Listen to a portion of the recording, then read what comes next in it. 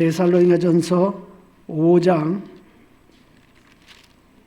16, 17, 18절 말씀 되겠습니다.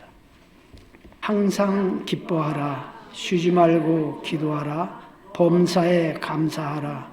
이것이 그리스도 예수 안에서 너희를 향하신 하나님의 뜻이니라. 아멘. 여러분들이 화장품 중에 요즘 무슨 화장품이 좋아요? 저는 옛날 저기서 아모레, 주다낙 이런 것만 아는데 지금도 아모레가 좋아요? 그렇군요.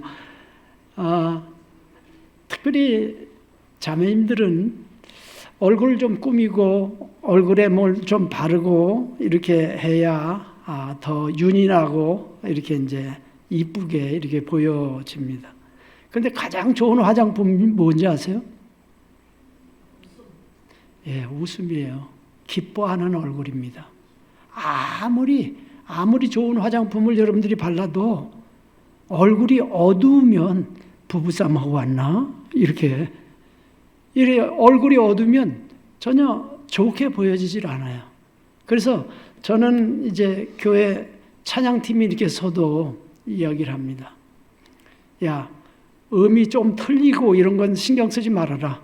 왜? 찬송한 그 곡을 저가는 건 편곡도 하니까 그냥 네가 편곡해서 불렀다고 생각하지 말고 그냥 얼굴 웃음이 있어서 방긋방긋해라.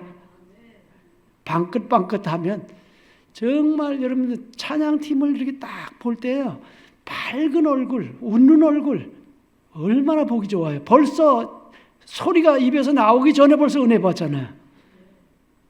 그러니까 우리의 삶 가운데 기쁨이라고 하는 것, 이것이 얼마나 중요한지 몰라요. 그래서 사람은 자기 얼굴에 나타난 이걸 갖고 자기를 이제 평가받게 됐습니다. 제가 친교회에 가니까 우리 같이 공부했던 동기 목사님인데 나이는 나보다 한참 이제 어린데 이제 나 얼굴을 이렇게 마주쳐서 이제 보더니 이 형님은 얼굴에 견적을 좀 받아야 되겠다고 이렇게 이제 이야기를 해요. 그래서 무슨 견적? 그랬더니 이 검버섯 농장이 잘 발전을 해가지고 부흥을 해가지고 그래서 내가 이야기를 했어요. 어느 때 한 번은 또 이제 목사님 한 분이 와갖고 빨리 좀 이제 일로 와보래. 그래서 구리에 이제 롯데백화점 앞에 이렇게 이제 갔는데 거기 친구가 피부과를 이렇게 이제 하는 원장인데 목사님이 얼굴에 점 좀 빼주려고 그런다고 무료로 빼주겠다고 그래서 근데 그거 보통 아니더라고요. 따끔따끔한 게. 그런데 그 다음에 하나 없앴더니 그때 2개씩 생겨가지고 그래서 더 이렇게 이제 농장이 잘 이렇게 이제 되는 거예요. 버섯 농장이. 그래서 친구 목사님한테 내가 이제 이야기를 했어요. 내가 이 검버섯이 내가 내 눈에 보이지도 않고 전혀 내가 불편하지도 않아. 그런데 자네 보기 좋으라고 내가 왜 견적을 돈 들여서 내가 내 견적을 내야 되냐. 내가 이렇게 이야기했거든. 그래서 제가 이렇게 이제 저가면 어디 가서 평생 목회를 하면서 인상이 험하다는 소리는 안 들어봤거든요. 어디 가서 이렇게 있어도 목사님이시죠? 그래서 어떻게 하세요? 이야기를 하면 얼굴에 다 써 있어요. 그래서 목사를 목사처럼 봐준다고 하는 것도 참 하나님 봐요 감사하고. 그래서 우리가 그리스도인답게 사람들에게 보여질 수 있는 것이 있는데 그게 기쁜 얼굴이에요. 기뻐하는 모습이에요. 그래서 우리가 이 기뻐하는 모습 맨날 그냥 화난 사람처럼 이렇게 뚱해서 있고 이러지 말고 정말 방긋방긋 웃고 기뻐하는 얼굴을 가지게 될 때 사람들에게 감동을 주게 된다고 하는 거예요. 사람들에게 매력을 주고 좋은 일 있어? 이렇게 물어보면 그럼 좋은 일 있지. 예수님께서 내 죄를 다 용서해 주셔서 내가 하늘나라 갈 수 있는 소망이 있으니 복음 전할 수 있는 기회가 생기잖아요. 그러니까 우리가 이 기뻐하는 얼굴, 밝은 얼굴, 이게 얼마나 중요한지 사실은 목사님이 이제 말씀을 이렇게 이제 전해달라고 부탁을 하셔서 내가 사실 오늘 이 기뻐하는 것 반대에 또 이제 우울증에 관한 것까지 다루려고 그랬는데 시간이 너무 없어. 그래서 이제 우울에 관한 건 이제 오늘은 안 하기로 했거든요. 근데 아무튼 이 세상에 우리나라에서요, 우울증 환자가 100만이 넘어요. 급격히 증가하고 있어요. 근데 그 가운데 우리가 방긋방긋 웃을 수 있는 기쁨이 있는 그리스도인으로 살아간다고 하는 것은 티나는 거잖아요. 그래서 이 인생을 기쁘게 행복하게 살기 원하는 것은 모든 사람들이 가지고 있는 로망입니다. 그런데 사람들의 기대와는 전혀 다른 조사 결과가 나와서 이게 소개를 해드리겠습니다. 사람들의 수명을 80으로 잡았을 때 일하는 시간이 26년, 잠자는 시간이 23년이라고 합니다. TV 시청하는 시간이 10년. 아마 요즘에 이제 핸드폰 들여다보는 시간까지 합치면 그거보다 훨씬 많이 늘어났으리라고 봐요. 그리고 밥 먹는 시간 6.8년. 그 다음에 사람을 기다리는 시간이 6년. 그리고 기뻐하는 시간은 하루가 채 못 되는 고작 22시간 3분이라고 합니다. 평생 80년 동안에 기뻐하고 웃고 이렇게 할 수 있는 시간이 22시간 3분밖에 안 된대요. 충격 아니겠어요? 사람마다 기쁘고 행복한 삶을 기대하지만 막상 뚜껑을 열어보니까 그 결과는 기대와는 사뭇 다르다고 하는 것입니다. 그럼 인간에게 기쁨의 삶이란 현실과 다른 기대뿐일까? 항상 기뻐하라고 말씀하신 이 하나님의 명령 자체가 잘못된 것일까? 저는 오늘 그럼에도 세상을 기쁘게 살아가는 사람들이 있다고 하는 것입니다. 그 사실을 여러분과 좀 나누려고 해요. 세상을 기쁘게 살아가는 비결이 무엇입니까? 사람들은 사람이 기쁘게 살아가려면 내가 원하는 것들이 채워지면 기쁘게 살 것이다 라고 생각을 합니다. 그런데 세상 사람들이 원하는 모든 것을 갖추고 살았던 사람이 한 사람이 있어요. 우리가 잘 아는 솔로몬 왕이잖아요. 그는 부와 명예와 그 다음에 지혜까지도 있어서 정말 뛰어난 사람이었어요. 사람이 누릴 수 있는 걸 다 누려본 사람이에요. 근데 그의 고백을 들어보면 참 놀라워요. 전도서 1장 1절 2절에 보면 다윗의 아들 예루살렘 왕 전도자의 말씀이라. 전도자가 이르되 헛되고 헛되며 헛되고 헛되니 모든 것이 헛되도다. 전도서 1장 14절에서 내가 해 아래서 행하는 모든 일을 보았노라.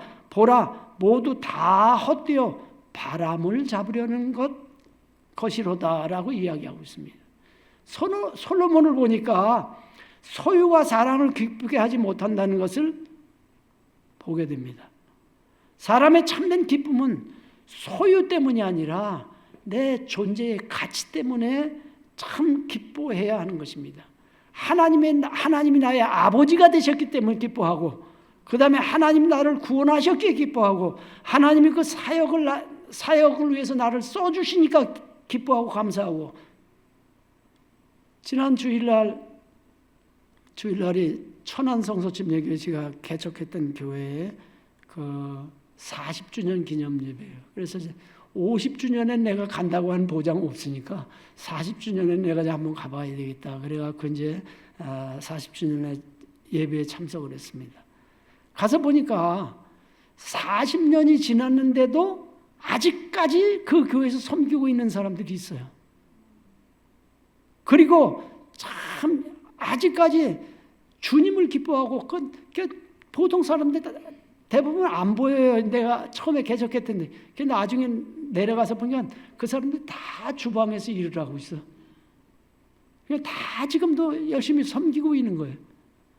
그 중에 어느 사람은 선교사로 나간 사람이 있고, 어느 사람은 목사가 된 사람도 있고, 어느 사람은 사모가 된 사람도 있고. 그런데 저는 참 내가 교회를 개척했다라고는 생각하지 않아요. 그 교회를 개척하는 일에 하나님께서 나를 써 주셨다. 이렇게 생각해요. 그러니까 이거 엄청난 지금 40년 동안을 변하지 않고 그곳에서 부엌에서 밥하고 있고 그 땀 뻘뻘 흘리면서도 얼마나 더워요. 그러면서도 얼굴이 방긋방긋 웃으면서 참 기뻐하는 모습을 보게 될 때 이 가치 있는 일에 나를 써주신 하나님을 찬양하고 하나님 앞에 감사하게 됐어요. 제가 1985년 6월 25일에 개척 예배를 드렸어요. 그런데 그 1년 전에 내가 어차피 천안에다 개척을 할 거니까 다른 데서 그냥 저걸 이렇게 차라리 가서 길이라도 외워두게 천안으로 이사 가서 살아야 되겠다. 그리고 이제 84년도에 천안에 이사를 갔습니다. 가서 개척교회를 준비하는 중에 이제 교회는 불광동 성서침례교회로 계속 이제 올라오면서 그러니까 주일날 예배, 수요일날 예배를 천안에서 이제 불광동까지 이렇게 이제 1년 동안을 이렇게 다녔어요. 1년 동안을 다녔는데 천안에 내려와서 그 220만 원에 조금 반지하이긴 하지만 햇빛이 아주 잘 드는 이런 그 방 2개짜리 전세를 이렇게 이제 살았어요. 그러니까 그때 220만 원이면 방 2개짜리 전세를 살았다니까요. 지금도 그랬으면 얼마나 좋아. 지금 220만 원이면요 월세도 못 살아요. 그래서 그거 220만 원을 이제 내 전세방을 빼가지고 이제 건물을 얻어서 교회를 개척을 이렇게 이제 했던 거거든요. 근데 그 집이 앞에 아주 창문 앞에 햇빛이 아주 잘 들면서 이렇게 이제 그랬어요. 그래서 거기다가 여기다가 화분을 몇 개 좀 놓고 길렀으면 좋겠다. 그리고 이제 화분을 거기다 놓고 매일같이 이제 물을 이렇게 주는 거예요. 물을 주고 이렇게 하는데 이제 화분이 너무너무 잘 돼요. 그래서 그 잘 되는 화분을 보니까 너무 이제 기쁜 거예요. 그 화분을 기르는 사람들이 화분을 길러서 뭐 거기에서 돈이 나오는 것도 아니고 그렇다고 거기서 뭐지 열매가 주렁주렁 열려서 열매를 따먹는 것도 아니고 그렇다고 상추나 이런 것처럼 뭐 그걸 뭐 뜯어서 뭐 반찬으로 먹거나 아니면 뭐 이렇게 할 수 있는 것도 아닌데도 화분을 기르는 사람들은 화분을 길러요. 나오는 게 없는데도. 그 화분을 기르는 이유는요. 화분이 그 꽃이 잘 자라서 꽃이 펴주고 이렇게 잘 되는 것을 보면 내 마음이 기쁜 거예요. 그래서 내가 그때 딱 하나님 앞에 하나님 그렇습니다. 내가 이제 목회를 이제 개척을 준비하고 있는데 내가 이 목회를 시작하면서부터 목회를 마칠 때까지 무엇인가를 기대하고 목회하지 않게 하시고 저들이 잘 되고 저들이 기뻐하고 저들이 참 이렇게 잘 성장하는 것을 보면서 기뻐할 수 있는 목회를 하게 해 주십시오. 그렇게 이제 하나님 앞에 기도하고 지금까지도 이제 그런 마음으로 목회를 이렇게 해왔습니다. 40년 만에 그들을 봤는데도 그 안에서 기뻐한 모습을 보는 것 너무너무 행복하더라고. 내가 참 때로는 뭐 힘이 들기도 하고 어렵기도 했지만은 정말 가치 있는 일이었구나. 저 사람들 저렇게 행복하게 만들어줄 수 있었으니라고 하는 이런 마음이 들었습니다. 내가 하나님의 자녀가 되었으니 기쁘고 소유가 아니라 상태와 관계 때문에 우리가 기뻐하고 감사하는 이런 삶이 그리스도인의 삶이에요. 그래서 하박국 선지자는 하박국 3장 17절 18절에 여러분들 잘 아는 말씀인데 비록 무화과 나무가 무성하지 못하며 포도나무에 열매가 없으며 감람나무에 소출이 없으며 밭에 먹을 것이 없으며 우리의 양이 없으며 외양간에 소가 없을지라도 나는 여호와로 말미암아 즐거워하며 나의 구원의 하나님으로 말미암아 기뻐하리로다 라고 말씀하고 있습니다. 여러분, 위에 있는 대로 무화과나무 무성하지 못하고 포도나무 열매 안 열렸고 감람나무에도 소출이 없고 밭에 채소가 삐리삐리 말라 죽어서 먹을 것도 없고 우리의 양도 없고 외양간에 소도 한 마리 없고 이런 상황이면 망한 거 아니에요? 세상 눈으로 볼 때는 이건 망한 거예요. 아니 이게 폐업입니다. 폐업. 농사꾼이 이렇게 됐으면 폐업이에요. 그런데 하박국은 그럴지라도 나는 여호와로 말미암아 즐거워하며 나의 구원의 하나님으로 말미암아 기뻐하리로다 라고 이야기하고 있습니다. 이게 그리스도인의 참된 기쁨인 것입니다. 오늘 본문 말씀에 보면 항상 기뻐해라, 쉬지 말고 기도해라, 범사에 감사해라, 이거의 그리스도 예수 안에서 너희를 향하신 하나님의 뜻이니라 이렇게 말씀하고 있습니다. 그러니까 항상 기뻐하는 삶이 그리스도 예수 안에서 우리를 향하신 하나님의 뜻임을 여러분 믿으시길 바랍니다. 그냥 방긋방긋 우는 게 하나님의 뜻이에요. 하나님 뜻이, 하나님이 그걸 기뻐하시고 그걸 보기 좋아하신다는 거예요. 하나님의 자녀들이 기쁘게 사는 것은 분명히 하나님의 뜻입니다. 이건 죄가 아니에요. 우리가 예수 믿고 신앙생활을 이어가는 믿음의 삶은 결코 이것은 고난의 삶이 아니고 기쁨의 삶인 줄 믿습니다.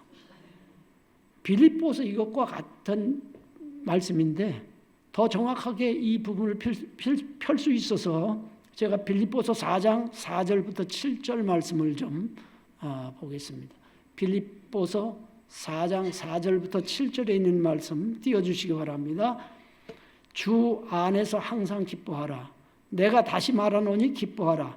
너희 관용을 모든 사람에게 알게 하라. 주께서 가까우시니라. 아무것도 염려하지 말고 다만 모든 일에 기도와 간구로 너희 구할 것을 감사함으로 하나님께 아뢰라. 그리하면 모든 지각에 뛰어난 하나님의 평강이 그리스도 예수 안에서 너희 마음과 생각을 지키시리라. 이렇게 말씀하고 있습니다. 여러분 잘 알고 있는 말씀이죠. 근데 여기 보면 항상 기뻐해라. 다시 말하는데 기뻐해라. 그러면서 이 기뻐하는 삶을 살 수 있는 이유가 뭐냐 하는 것을 그 다음에 이야기하고 있는 거예요. 너희 관용을 모든 사람에게 알게 하라. 이 관용이라 이 기쁨을 유지하는 이 방법 중에 원리 중에 하나가 바로 너희 모든 관용을 모든 사람에게 알게 하라라고 하는 것입니다. 우리가 기쁨을 유지하는 삶의 방법은 관계를 잘해야, 사람과의 관계를 잘해야 기쁨의 삶을 살 수 있다는 말씀입니다. 너희 관용을 모든 사람에게 알게 하라. 주께서 가까우시니라. 우리가 기쁨의 삶을 살려면 모든 사람을 향해서 용서할 준비를 갖추고 살아야 된다고 하는 것입니다. 오늘 이 세상에 지금 이 불협화음과 이 어려움과 이 고난들이 무엇 때문에 온지 아세요? 용서하지 못하고 용서받지 못한 이것 때문에 사람들의 갈등이 다 이렇게 오고 있습니다. 마가복음 11장 25절에 보면 서서 기도할 때 아무에게나 혐의가 있거든 용서하라. 그리하여야 하늘에 계신 너희 아버지께서도 너희 허물을 사하여 주시리라 하시니라 라고 말씀하고 있습니다. 너희가 기도하려고 하는데 어느 사람이 떠올라. 이 미운 사람 얼굴이 떠오르는 거예요. 그러면 먼저 그 사람 용서하고 그 다음에 하나님 앞에 구해라. 그래야 하나님도 네 허물을 용서해 주시고 네 기도를 들어주신다. 이런 것입니다. 그래서 여러분 다른 사람을 미워하고 여러분들이 용서하지 못하고 살아가면 여러분 용서받지 못하는 사람이 손해가 아니라 용서하지 못하는 사람이 손해예요. 왜요? 하나님도 그 기도 안 들어주시니까. 내가 아무리 양말 뒤꿈치가 빵꾸가 나도록 발을 구르면서 발버둥을 치면서 기도해도 안 들어주신대요. 그거 먼저 해결하고 와라. 이렇게 하신다는 거예요. 이 혐의, 누구에게 혐의가 있거든 아무에게나 혐의가 있거든 한 이 혐의는 이게 그 범죄를 저질렀다는 의심이 드는 것을 말하고 있습니다. 그럼 여러분은 저 사람이 틀림없이 이렇게 했지라고 하는 의심이 들면 여러분 어떻게 해요? 내가 한번 밝혀보고 증명해 봐야지. 그리고 그걸 어떻게 쓰는지 그걸 이제 까내려고 하잖아요. 근데 성경은 밝히고 그 다음에 참 뭐 증명하려고 하지 말고 적극적으로 용서해라 하는 거예요. 이 부부가 이렇게 살아야 이혼하지 않고 끝까지 갈 수 있는 겁니다. 성도가 이렇게 하면 교회가 절대로 나누어지지 않고 지속할 수 있습니다. 어떻게 하면요? 용서하고 살아가면. 골로새서 3장 13절부터 14절에 보면 누가 네게 혐의가 있거든 서로 용납하여 피차 용서하되 주께서 너희를 용서하신 것과 같이 너희도 그리하고 이 모든 것 위에 사랑을 더하라 이는 온전하게 매는 띠니라 이렇게 말씀하고 있습니다. 누가 혐의가 있거든 서로 용납하여 피차 용서해라. 어느 때는요 사람들은 항상 자기는 용서하는 위치에 있을 줄 알아. 근데요 안 그래요. 하나님이 앞뒤를 바꿔놓으실 때가 있어요. 내가 용서받아야 될 때가 생기고 또 누군가가 나를 용서해 줘야 될 때가 생기는 거예요. 근데 이렇게만 하지 하나님께서 주께서 너희를 용서하신 것 같이 너희도 그리하라는 거예요. 여러분들이 용서받을 때 하나님께서 어떤 죄는 안 된다고 이렇게 하신 것 있어요? 아무것도 없어요. 모든 죄를 용서해 주신 줄 믿습니다. 예수께서 십자가에 피 흘려 죽으실 때 우리의 모든 죄와 허물을 다 용서하셨어요. 믿으시면 아멘. 그러니까 우리는 그렇게 용서받았기 때문에 그러한 질을 가진 용서를 해야 된다는 거예요. 여기까지는 용서하는데 그 다음은 용서 못해. 이런 거 있을 수 없다는 거예요. 그리고 오히려 용서하는 것에서 끝나지 않고 거기 사랑을 더해라. 아이고 이거 참 더 골치 아프네. 그 사람 사랑하라는 거예요. 이것이 온전하게 매는 띠니라 이렇게 말씀하고 있습니다. 군대에 가면요. 군대 훈련 받을 때 그 단독 군장이라고 하는 게 있고 완전 군장이라고 하는 게 있어요.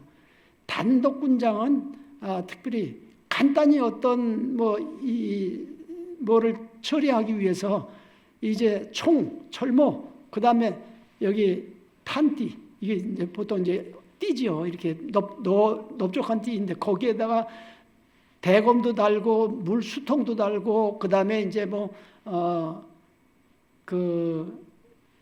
탄알 그 총알 그것도 거기다 이제 그 케이스도 달고 그 다음에 수통에는 또 저거 하는 물을 정제하는 정제 약도 달고 거기에다가 아무튼 골고루 다 달아요. 그래서 마지막 옷을 이제 옷 벗고 이렇게 자고 있는데 비상 그리고서 이제 5분 안에 그 단독군장으로 그 이제 연병장에 모여라 그러면 5분 안에 아무튼 그 옷 입고 양말 신고 뭐 하고 다 하고 그 다음에 신발 신고 그 다음에 마지막에 딱 하는 게 탄띠를 딱 차면 거기에 이제 전쟁을 간단히 할 수 있는 이런 그래서 밖에 나가서 실탄만 이렇게 딱 수령하면 바로 총을 쏠 수 있는 이런 그 부분이 되거든요.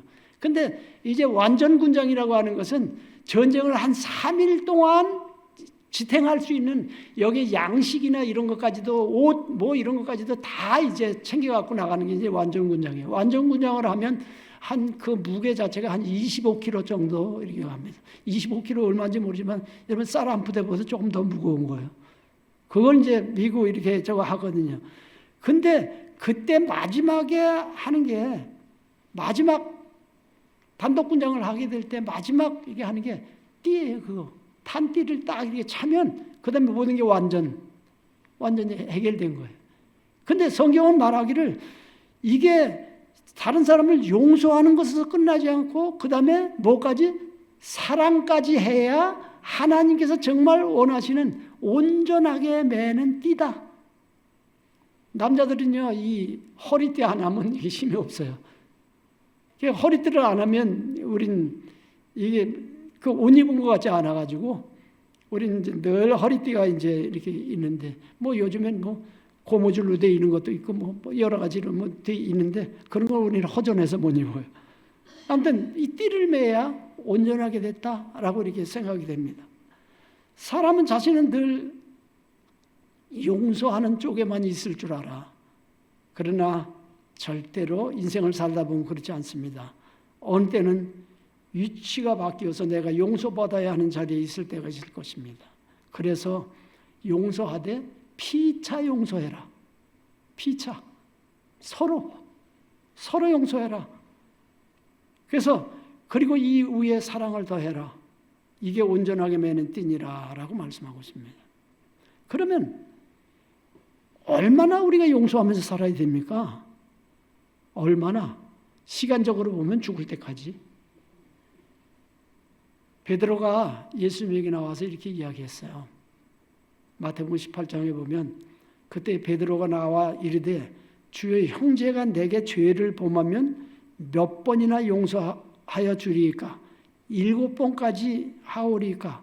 예수께서 이르시되 내게 이르노니 7번뿐 아니라 7번을 70번이라까지라도 할지니라.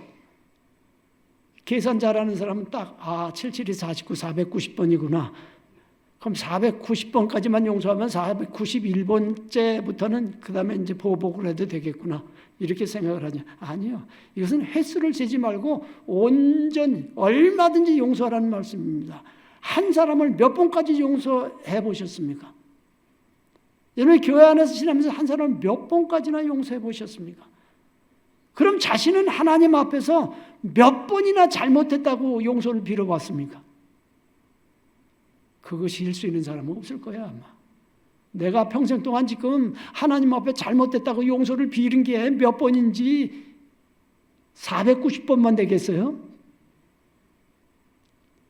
그렇게 하나님의 용서를 받은 것처럼 너도 그렇게 숫자 헤아리지 말고 용서해라. 여러분 에베소서 4장 32절은 서로 친절하게 하며 불쌍히 여기며 서로 용서하기를 하나님이 그리스도 안에서 너희를 용서하신 같이 하라. 이렇게 말씀하고 있습니다. 그러니까 우리는요. 이게 내 힘으로는 안 되는 거예요. 안 되는 거예요. 그래서 성령의 도우심을 받아야 되는 겁니다. 그래서 우리 안에요. 참 우리는 하나님 앞에 내 마음을 열어서 어느 사람인지 누구든지 어떤 잘못을 내게 했더라도 내가 용서하며 살겠다라고 하는 이런 결단을 가지고 참 이런 마음을 가지고 열린 마음을 가지고 우리가 살아가야 됩니다. 내가 기쁨을 가지고 있는데 이 빌보에서 말씀 항상 기뻐해라. 다시 말하노니 기뻐해라. 그런데 너희 관용을 모든 사람에게 알게 하라. 이 말씀은 사람이 너 기뻐하는 그거 금방 채갈 수 있다. 이 이야기를 하는 거예요. 그래서 내가 기쁨을 가지고 있다가도 나와 관계가 좋지 않은 사람을 생각하거나 만나면 교회에서도 이 끝에 앉으면 저 끝에 앉아. 서로 같이 옆자리에 앉는 일이 없어. 아유, 저 인간 꼴 보기 싫어서 교회 가는 것도 참 시험이 되네. 이럴 때가 있을 수도 있어요. 용서하지 않으면 그렇습니다. 바닷가 모래사장에 정성 들여서 아름다운 그림을 그렸어요. 요즘에 뭐 해운대에서 뭐 모래 그 작품 전시회를 이렇게 하는 것 같더라고요. 그 모래 조각 작품을 이렇게 엄청난 조각품들을 이렇게 모래로 이렇게 만들어 놓고 있는데, 근데요 어느 때 태풍이 한번 와서 파도가 쫙 지금 다 쓸려가요. 우리가 아무리 이쁜 그림을 모래사장에 그려놔도 파도가 한번 와서 슉 쓸어가면 그냥 싹 사라지는 거예요. 바로 마찬가지예요. 내가 한참 기쁨이 충만하다가도 내가 용서하지 못한 사람, 내가 미워하는 사람을 보거나 이렇게 되면 그 기쁨이 싹 사라진다는 거예요. 그래서 성경은 용서하지 못하는 삶이 기쁨을 잃어버리게 하는 함정이다 라고 하는 말씀을 하는 것입니다. 그러므로 모든 사람은 모두가 예외 없이 용서의 대상이라고 하는 거예요. 용서의 대상이에요. 모든 사람이 용서의 대상이에요. 그런데 평소에 내가 정말 각별히 사랑을 주고 베풀었던 사람이 내게 섭섭하게 했다면 상태는 훨씬 더 심각해집니다. 다른 사람이면 몰라도 지가 나한테 어떻게 그렇게 해? 이렇게 이제 보통 이야기하거든요. 그리고 분노합니다. 그리고 그 사람을 대하는 것 자체를 꺼려합니다. 그러나 하나님의 말씀, 지가 나한테 어떻게 그럴 수 있어? 우리는 이렇게 이야기했는데 하나님은 그럴 수 있다라고 말씀하세요. 그러면 관용하라는 말씀대로 널리 그럴 수 있으니까 그냥 널리 용서를 해라. 이렇게 말씀하시는 거예요. 이런 경우가 되면 사람에게 사랑을 베풀고 잘해주는 것 아무 소용없는 일이라고 후회를 합니다. 사랑을 줬던 것, 그 다음에 베풀었던 것까지도 후회를 해요. 그때 기뻤잖아요. 근데 그 기쁨까지도 다 걷어들이는 거예요. 내가 이제 다신 사람 사랑하나 봐라. 이렇게 하면서 분노합니다. 그런데 용서는 이런 분노를 이기게 하고 기쁨을 유지할 수 있는 능력이 되는 것입니다. 그래서 우리가 참 이 사랑과의 관계를 잘해야 돼요. 사랑과의 관계. 근데 잘하는 건 뭘 주고 어떻게 하는 것보다 아니 용서만 하면 돼. 어떤 일이 있어도 용서하면 돼요. 이게 사랑 관계를 잘하는 것이고 내 기쁨을 유지할 수 있는 비결이라고 하는 것입니다. 두 번째는요. 환경의 문제예요. 우리가 참 이 6절부터 빌립보서 4장 6절부터 7절에 보면 아무것도 염려하지 말고 다만 모든 일에 기도와 간구로 너희 구할 것을 감사함으로 하나님께 아뢰라. 그리하면 모든 지각에 뛰어난 하나님의 평강이 그리스도 예수 안에서 너희 마음과 생각을 지키시리라. 이렇게 말씀하고 있습니다. 여러분, 이건 환경의 문제예요. 사람은 내 주변 환경이 내가 원하는 대로 되지 않으면 낙심하고 분노하고 기쁨을 잃어버리게 됩니다. 그런데 누구라도 자신의 환경을 자기 마음대로 할 수 있는 사람은 있어요, 없어요? 없어요. 마음대로 자기 인생의 환경이 자기 마음 먹은 대로 안 된다는 얘기예요. 그래서 환경의 문제는 내가 노력하고 발버둥 쳐서 되는 게 아니기 때문에 뭐 해야 된다고? 하나님 앞에 기도해야 된다는 거예요. 하나님 앞에 기도해야 된다. 그래서 기도하는 사람의 바른 자세는 하나님의 의도하심에 그 문제를 맡기는 거예요. 맡기는 거. 그러니까 우리가 이렇게 보면요. 기도는 어떻게든지 내 욕심을 내가 참 이렇게 해서 하나님 앞에 얻어내는 것이라고 사람들은 생각하잖아요. 근데 그렇지 않아요. 우리는 기도할 때 하나님과 독대하는 거예요. 독대. 여러분, 하나님과 독대한다고 하는 것 엄청난 거거든요. 근데 그 하나님하고 독대하면서 자기 고집을 세우고 막 이거 안 해주면, 이거 안 들어주시면, 이 기도 응답 안 해주시면 나 다음부터 교회 안 나올 거예요. 이러면서 얼음장을 하나님 앞에 놓고 이렇게 우리의 기도의 태도가 이래서는 안 되는 거예요. 이런 기도는 기도하는 사람의 바른 자세가 아닙니다. 내가 원하는 내 뜻이 아니라 하나님의 뜻에 맡기는 것이 바로 기도예요. 예수님은 십자가를 앞에 두고 우리에게 그 본을 보여주셨어요. 마태복음 26장에 보면 조금 나아가서 얼굴을 땅에 대시고 엎드려 기도하여 이르시되 내 아버지여 만일 할만하시거든 이 잔을 내게서 지나가게 하옵소서. 그러나 나의 원대로 마옵시고 아버지의 원대로 하옵소서라고 기도했습니다.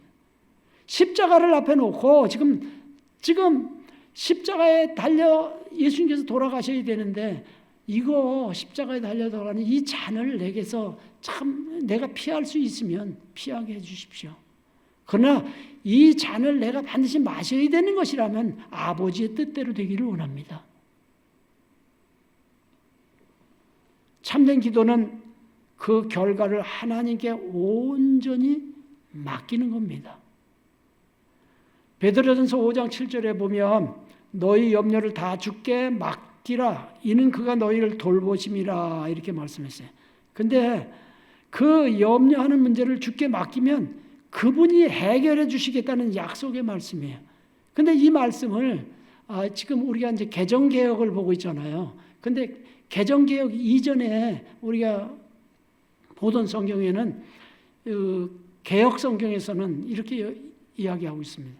너희 염려를 다 주께 맡겨버리라. 이는 저가 너희를 권고하심이라. 이렇게 말씀하고 있습니다. 여기 보면 맡겨버리라 이렇게 얘기해요. 맡기라가 아니고 맡겨버려라 이렇게 던진다는 거예요. 던져버리고 주께 맡겨버리고 내가 이제 다시는 거기에 관여하지 않는 겁니다. 나는 이 번역이 개혁 성경의 번역이 훨씬 더 참 그 뜻을 잘 나타낸다 이렇게 생각을 해요. 사람들은요 기도하잖아요.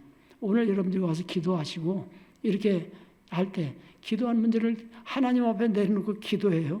그리고 거기다 이제 잠시 갖다 내려놨어요. 근데 집에 갈 때는요 다시 싸들고 가요.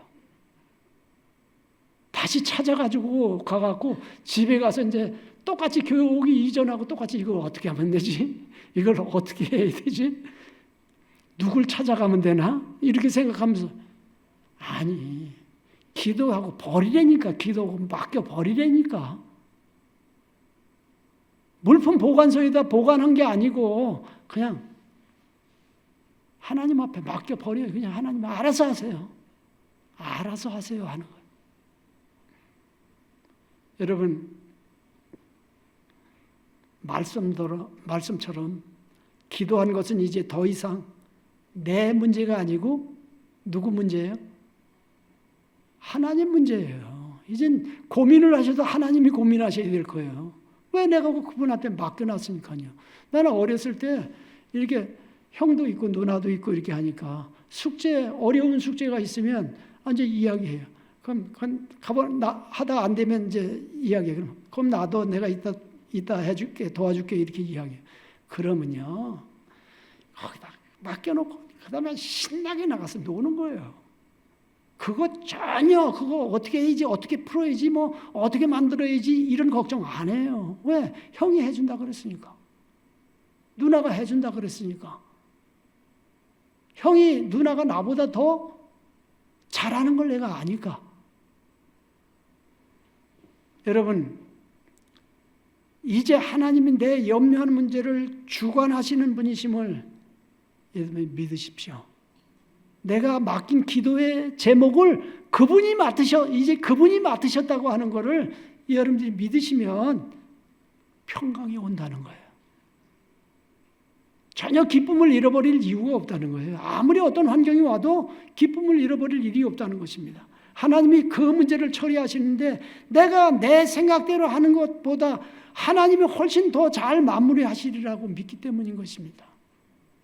로마서 8장 28절에 보면 우리가 알거니와 하나님을 사랑하는 자 곧 그 뜻대로 부르심을 입은 자들에게는 모든 것이 합력하여 선을 이루느니라 이렇게 말씀하고 있습니다. 내 눈으로 보기에는 지금 상황이 좋지 않은 상황이야. 그런데요 하나님은 그것을 선으로 바꾸실 수 있는 하나님이십니다. 지난주에 이런 주일 예배 때 목사님이 아마 이제 어떤 어려운 인생의 문제를 다루시는 하나님에 대해서 말씀을 전하신 거로 알고 있는데 여러분 우리가요 하나님 앞에 어떤 것을 맡겨놓으면요 그분은 지금 내가 아주 불리하고 지금 내가 전혀 손해되고 내가 죽을 것 같은 이런 상황에서도 그분이 역사하셔서 그분이 원하시는 하나님의 뜻을 이루신다는 거예요. 창세기 45장 4절부터 8절에 보면 이제 시간이 많이 갔기 때문에 제가 이제 본문 안 읽겠는데 요셉이 그 하나님께서 주신 꿈 때문에 꿈 얘기하다가 형들에게 미움을 받고 그 팔려갔잖아요. 애굽으로 팔려갔는데 그리고 애굽에 팔려가서 그 보디발의 집에서 가정 총무로 잘 열심히 일하다가 그 아내 또 이 모함 때문에 감옥까지 가게 됐잖아요. 그리고 결국 나중에는 애굽의 총리가 됐어요. 총리가 됐는데 그 모든 과정 보면 이거 점점 나락으로 떨어지는 것 같아.